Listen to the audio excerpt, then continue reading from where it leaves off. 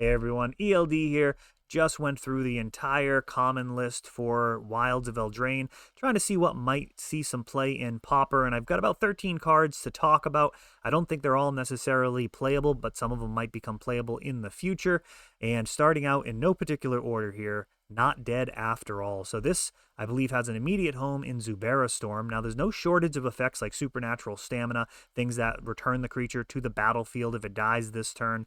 However, this might be the best of them all for Zubera Storm. Now, the +2/+0 from Supernatural Stamina or, +1s from other cards in that vein aren't really super relevant, whereas the hitting your opponent for 1 life when you sacrifice Yuzubera could be the difference in between leaving your opponent with a tiny amount of life or actually winning the game. So this could accumulate for 2 or 3 damage, and I think that's really interesting. I think this is probably the best of this effect for Zubera Storm. Not exactly a top tier list, but it's near and dear to my heart, and I will have it sleeved up.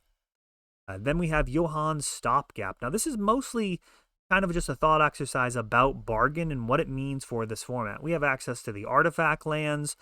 There are, of course, a ton of tokens that are created, and also you've got things like Ichor Wellspring and Chromatic Star that when they're being put in the graveyard, you're drawing a card. So this card could actually be more along the lines of return target non-land permanent to its owner's hand, draw 2 cards as you're sacrificing an Ichor Wellspring, getting 2 cards in hand and going from there. So I think if there's a combo deck that needs to answer specific permanents, this could be fine. I mean, if you're answering a Tormod's Crypt, they're probably sacrificing a response. So we're looking at a really narrow range, but I wouldn't be surprised if this sees some play in the future. I can't think of a specific Pauper deck off the top of my head that currently exists that wants this effect at even 2 mana, even if it was consistent. Let me know in the comments if you have any thoughts about where this card might fit in.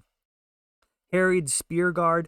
This is quite a lot for a 1 casting cost card. Black-Red Aristocrats has been getting a little bit more support here and there, and this might put it over the edge in terms of being playable. You've already got things like Carrion Feeder and Mortician Beetle as those 1-drops, wanting things to munch on, and this guy creates 2 bodies, also a 1/1 haste on his own. This could actually be one of the cards, if not the actual tipping point for Black-Red Aristocrats being a real deck.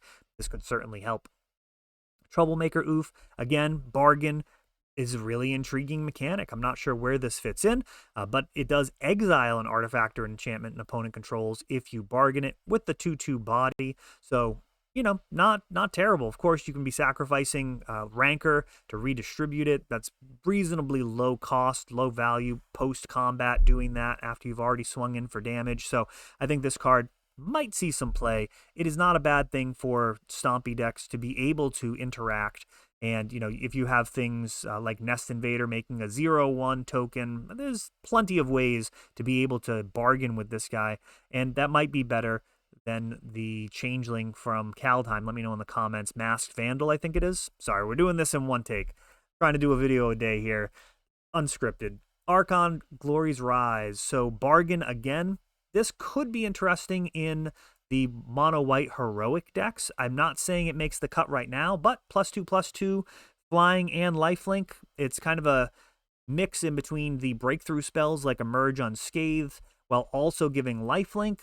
So even if it doesn't kill your opponent, you can fire this off and then potentially get out of range on the crackback. An interesting card. We'll see what actually makes the cut.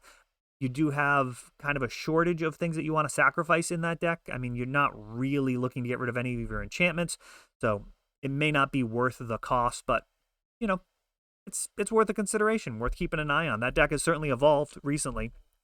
Another card that potentially could see play in Heroic. There are a few loose slots in there, things like Sacred Cat, which are fine, but they're not like absolutely amazing. This does bring a little bit more violence, though it is mana intensive. The upside is whenever you're playing an enchantment or when everyone's entering, really, you're scrying 1.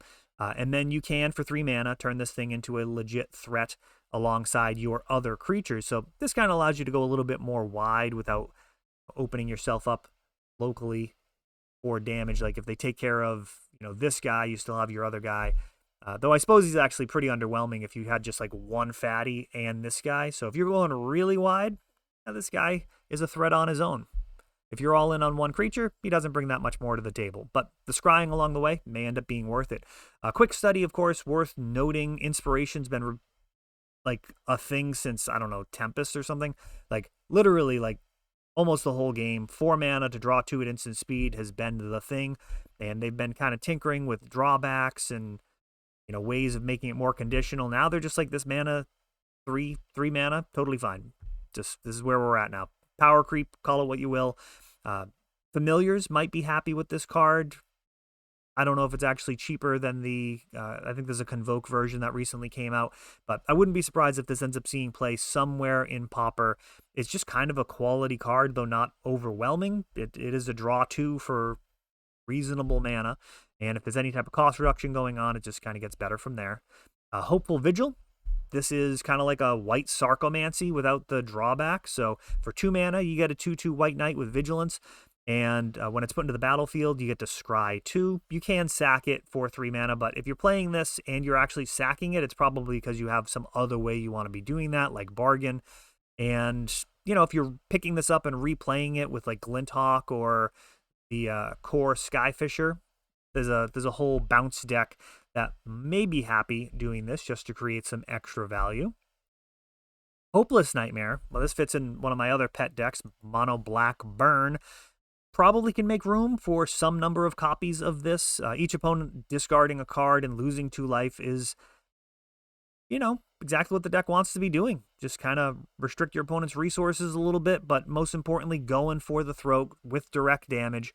And this is a 1 mana enchantment to drain. Really, really interesting art, too. Candy Trail. This is a long way around to get to the 3 life and draw a card. I mean, you get to scry 2, so it's basically 3 mana, scry 2, draw a card, gain 3 life. And you can break it up over turns if you want. I don't know that this actually sees play. It's kind of close for like a Tron deck, but I'm not sure. It seems to me like there's better effects for that full 3 mana, and I probably want more card drawing up front. But in a deck like Tron, scry 2 may be good enough as you're just kind of getting lands out of the way once you've already established your mana base. Flick a coin. I don't know what this would be good in. It just looks like it could be a good card. Let me know. Let me know in the comments. I see this. A damage, create a treasure, draw a card. It's an instant. There's a lot of things going on here.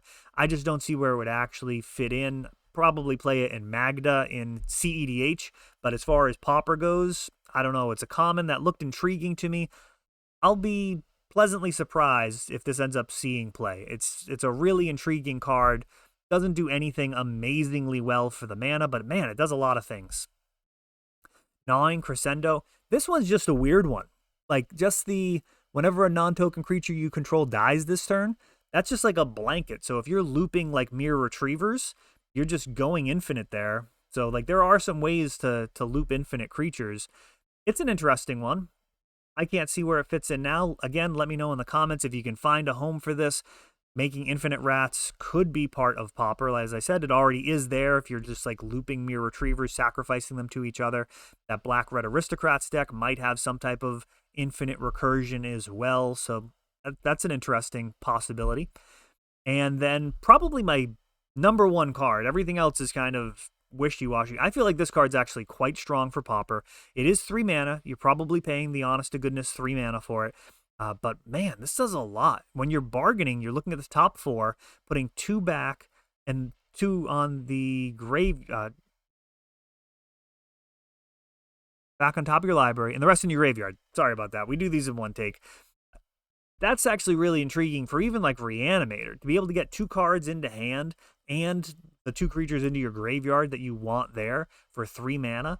If you're playing things like Ichor Wellspring and Chromatic Star and like a Deadly Dispute type of shell, this could be intriguing. I think this has got real power, even if you don't need the cards in the graveyard for Reanimator, something like Feeding a Gurmag Angler. I mean, this card just really looks like some raw card selection and card advantage, and you're potentially drawing, 3 cards as you're sacrificing an Ichor Wellspring. This, I think, is actually the one to look out for. So let me know what you think about all of these. Hopefully this was worth doing for you guys, and we're going to be doing Pauper every month here. at the ELD Open Series. Take a look at our calendar, and hopefully we will see you there.